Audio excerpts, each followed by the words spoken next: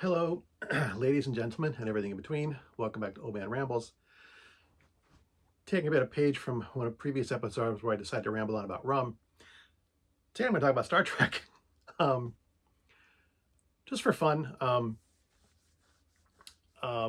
and certain things in particular, which you may be able to guess looking over my shoulder. Um, this was spurred on by, as usual, something on the internet which I happened to see. Um, Basically about hating the character Lwaxana Troi from Star Trek: The Next Generation. Um, a bit of a background for the actress as well as the character. The character, Lwaxana Troi, was played by Majel Barrett. Majel Barrett was Gene Roddenberry's wife, and Gene Roddenberry liked putting his wife into his projects. She played the unnamed character of Number One in the Star Trek pilot. She was recast as Nurse Chapel for the original series. In the Next Generation, she played Lwaxana Troi. She also played she played other characters in the show. She is the only actor performer to appear in every single iteration of Star Trek. She was in the pilot, the original series, the animated series, Next Generation, Deep Space Nine. She also did voiceover work for all the video games. She was the voice of the computer in all the Star Trek shows. So she was the voice of the computer in the animated shows. At Nurse Chapel in the animated shows, she played the voice of the computer in Voyager. She was also voicing the computer in the prequel Enterprise. So up until her death, she was the voice of the computer in the films as well as her appearances in Nurse Chapel. She's been in almost everything. Majel Barrett has been, either as a character or as the voice of the computer. She's as close to Star Trek royalty as we'll ever get, because she's been in everything, something no other Star Trek actor can claim. But on to the character of Lwaxana Troi. Lwaxana Troi is the mother of Star Trek Enterprise's Next Generation's counselor, Deanna Troi. She is first introduced in season 1, episode 11, titled Haven. She is loud and overbearing, and she expects everyone to follow strictest protocols and traditions while she ignores them at her whim. She pays no attention to protocol for herself, but expects everyone else to follow it to the letter. She is the titular loud, obnoxious mother, overbearing mother to Deanna. Whereas Deanna is calm and respectful and reserved, Lwaxana is loud and brash and flamboyant and overbearing and obnoxious. She really is. She is constantly demanding to be the center of attention. I am, daughter of the fifth house of Reeks, the holder of the, sacred chalix of whatever, and heir the five rings of Beta Z, whatever. She goes on about her titles. As a telepath, she is also constantly letting everyone know the thoughts she is reading from them. That's one of the major criticisms, among her being loud and obnoxious, that she is constantly reading people's thoughts without their permission and then speaking those thoughts aloud, telling people aloud what they've been thinking, which is seen to be a lot of people a height of rudeness. To a certain extent, I would agree. She is one of the top 10 most hated characters on Star Trek. Along with Wesley and Neelix and Kess and several others. With somewhat good reason. As I have said, she is very self-centered and loud, obnoxious, and overbearing. So, she is meant to be, she is written to be a foil for not just Deanna Troi, but also for Captain Picard. She is Captain Picard is very proper. He is very much about protocol and following it, and she's just flings herself at him So yes, she was there to fluster both Jean-Luc Picard and Deanna Troi. Her character is created for just that purpose, and she does it extremely well, to the point where, other people don't like her either. And I admit, for my own personal feelings, I'm not that fond of her. I find some of the criticisms against her to be valid. She is an obnoxious person, but I do think some people take it too far. I realize she's a fictional character, but within the context of the show, she is a person. And there are episodes that give her depth and dimension. In The Next Generation, she was in one episode a season, every season except the sixth. So she was in an episode, and she was in seasons 1, 2, 3, 4, 5, and 7. So she was in 7 episodes of the original of Star Trek: The Next Generation. And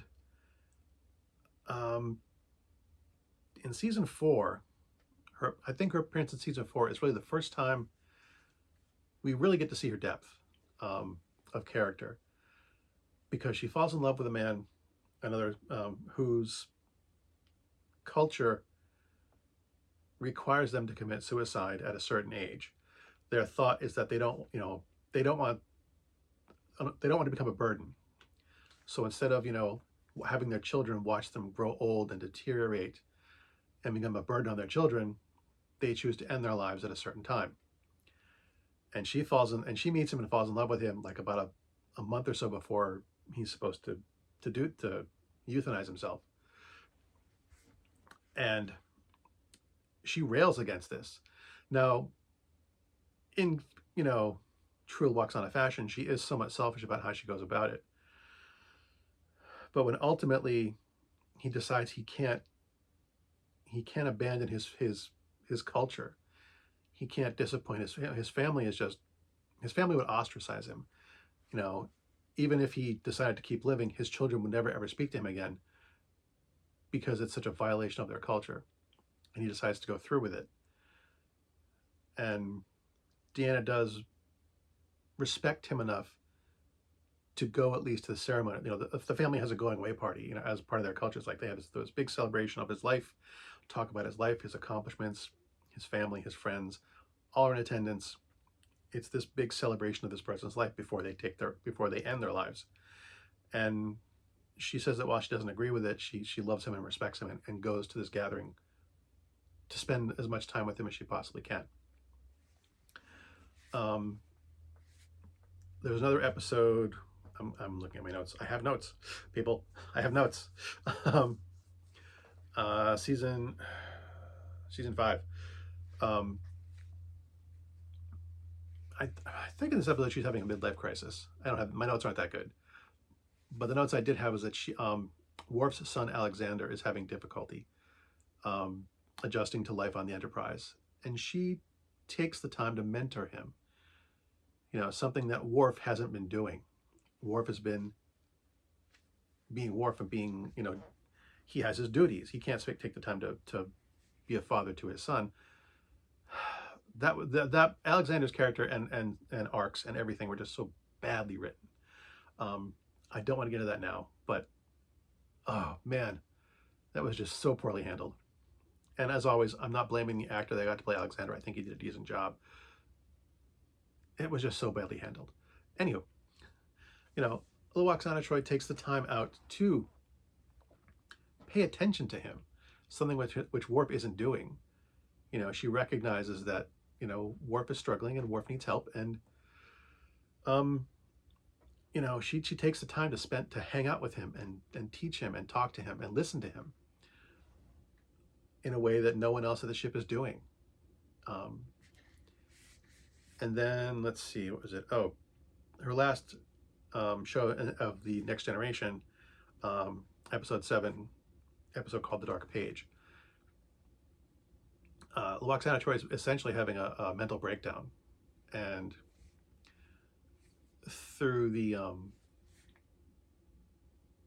episode we learn that it's because she's repressed memories of the death of her first child. Um, an older sister that Deanna never knew that she had. It's revealed this is why she always calls Deanna little one, because she was the younger sibling. It's never explicitly stated what happened to her older sister. It's hinted that she chased after a puppy and fell in a lake and died. It's strongly hinted that that's what happened. But I mean, these things all humanize Lwaxana Troi. There are also episodes, she appears in 3 episodes of Deep Space Nine. They're usually involved with Constable Odo. Trying a blank on my brain for that moment. But, you know, she develops a relationship with Odo. It is potentially romantic. There's one episode that most people agree is, I think it's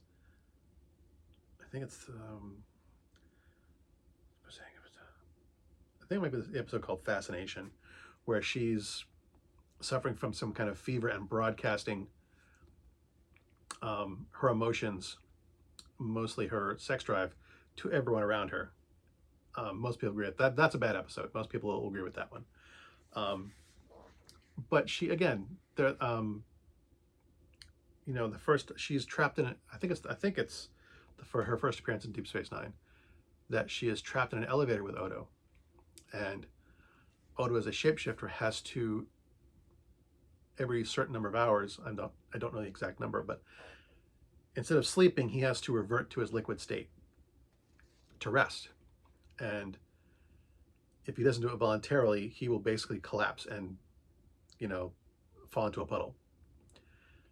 And so they're trapped in an elevator.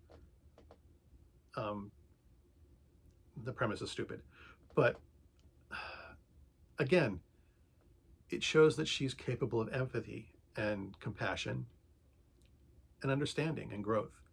You know, she is not just entirely loud, obnoxious. It's the part of her that we see the most and remember the most. But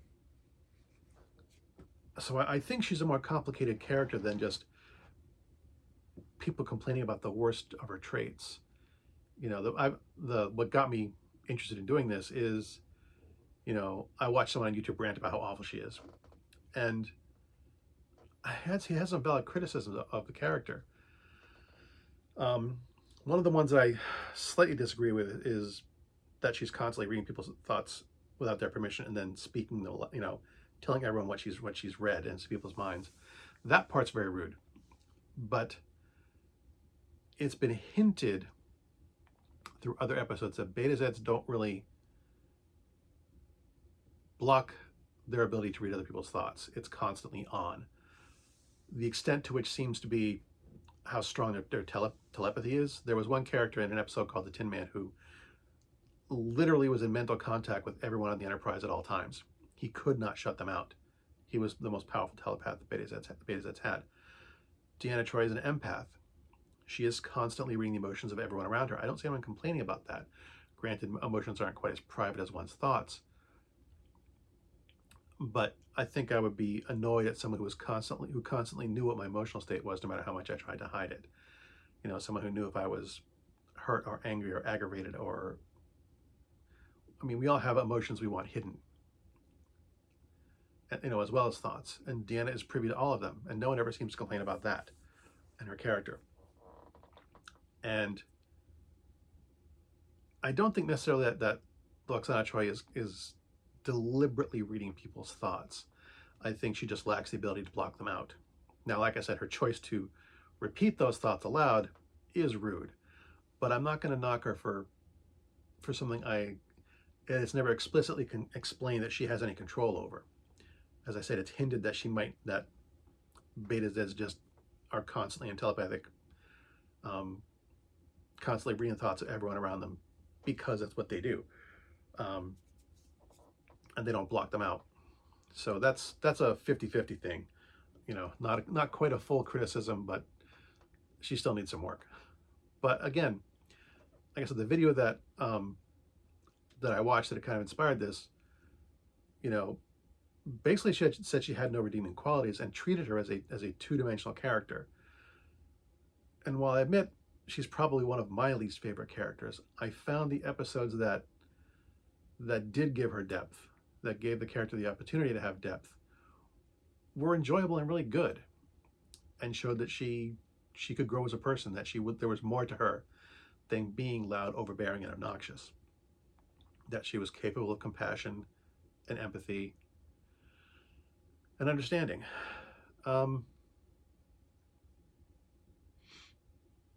And I don't do transitions well, so I guess that's my piece. Basically, it boils down to the fact that it's not a simple yes and no answer. She's not, you know, she's been given depth. She's not a two-dimensional flat character. So that's my piece. Good hunting.